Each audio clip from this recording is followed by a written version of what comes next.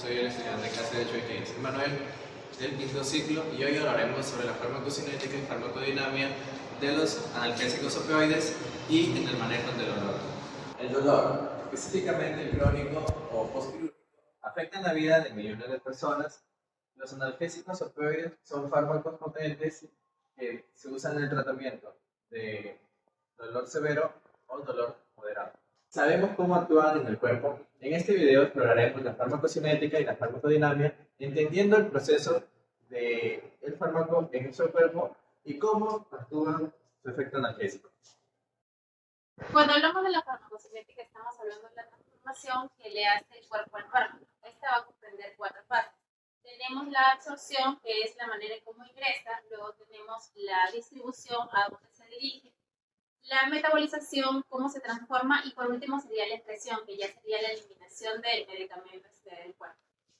Como primero tenemos la absorción, esto va a depender mucho de la vía de administración. Por ejemplo, cuando hablamos de la morfina oral, esta tiene un efecto más lento y con menor biodisponibilidad, precisamente por el metabolismo hepático de primera fase. A diferencia de una intravenosa que permite que el paso y el efecto sea mucho más rápido. Por otro lado, tenemos el fentanilo, que lo podemos encontrar en formas de parches transdérmicos que se absorbe lentamente, pero mantiene sus niveles estables por horas.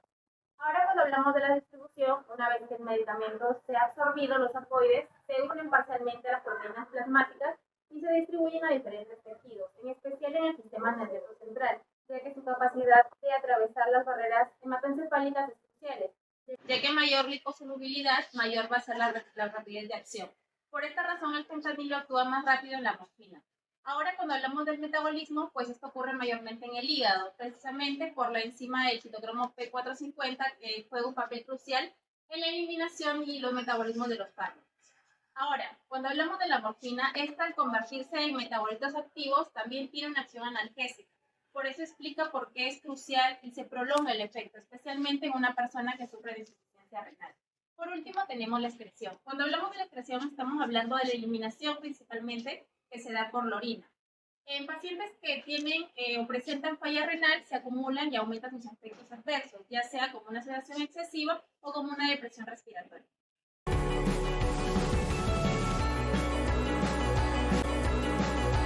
La farmacodinamia explica cómo el fármaco ejerce su efecto sobre el organismo. Los opoides actúan principalmente sobre los receptores opoides, como el Mu, el kappa y el delta, ubicados en el cerebro y la médula espinal y otros tejidos. Al unirse los receptores Mu, los opoides inhiben la liberación de neurotransmisores, como sustancia P y el glutamato, bloqueando así la transmisión del estímulo doloroso. Esto ocurre cuando, tanto en el asta dorsal de la médula espinal como en otras regiones, también activan sistemas inhibitorios descendentes, modulando la percepción del dolor. El efecto analgésico es una dosis dependiente. ¿Y qué es una dosis dependiente? La dosis dependiente es el efecto que varía según la cantidad de administración. Mientras mayor sea la dosis, mayor o diferente será el efecto que produce en el organismo. Pero también son los efectos adversos como la depresión respiratoria, náuseas o euforia. Por eso también es fundamental individualizar la dosis para así poder alcanzar el máximo alivio con mínimos efectos secundarios. Muestra de medicamentos reales: morfina, tramadol, fentanilo. Guías de administración con textos clínicos. Los opioides se clasifican por su potencia y afinidad de receptores. Por ejemplo, tenemos la morfina, es un estándar de oro en dolor moderado o severo. Se administra por vía oral o subcutánea. Fentanilo, a veces más potente que la morfina, con acción rápida, usado en anestesia y dolor crónico avanzado, especialmente en cáncer.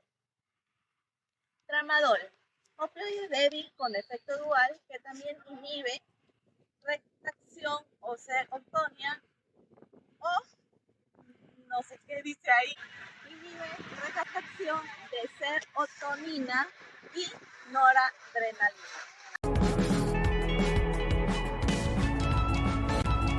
A continuación les hablaré sobre el uso prolongado o inadecuado de opioides que puede tener consecuencias graves, como por ejemplo los efectos más comunes, los adversos más comunes son el estreñimiento, somnolencia, las náuseas o las confusiones. Efectos graves como la depresión respiratoria, sobre todo en las dosis altas, o una combinación con depresores del sistema nervioso central. La tolerancia y dependencia, pues esto con el tiempo el cuerpo se adapta y se necesita de mayor dosis por el mismo efecto. También la suspensión repentina del medicamento puede generar el síndrome de abstinencia. Los cuidados de enfermería en estos medicamentos es que debemos valorar el dolor del paciente antes y después de administrar el opioide. Esto también utiliza una escala adecuada como por ejemplo la escala de EVA. Asimismo, se debe verificar los signos vitales, especialmente la frecuencia respiratoria. Por otro lado, se puede administrar con los alimentos o después de las comidas para así reducir el riesgo de náuseas y vómitos. Y por último, supervisar el estado de conciencia del paciente y el nivel de la solución. Por eso es fundamental un seguimiento clínico y estricto, con monitoreo de los efectos y una reevaluación constante del tratamiento.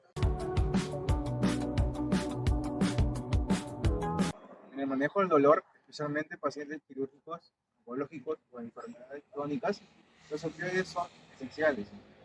El profesional de salud debe evaluar el tipo de dolor, ya sea agudo o crónico, y su intensidad usando escalas como la escala de EVA, estudiando su causa. Según eso, se decide que un opioide debe usarse en qué dosis y qué vía. El rol de la enfermera cumple un rol muy clave en la evaluación continua del dolor, la identificación de efectos adversos, administración segura y la educación al paciente. La farmacocinética y la farmacodinámica de los opioides nos ayuda a utilizarlo de forma segura, efectiva y ética. Son aliados muy poderosos en el manejo del dolor, pero se necesita de responsabilidad profesional. Gracias por acompañarnos.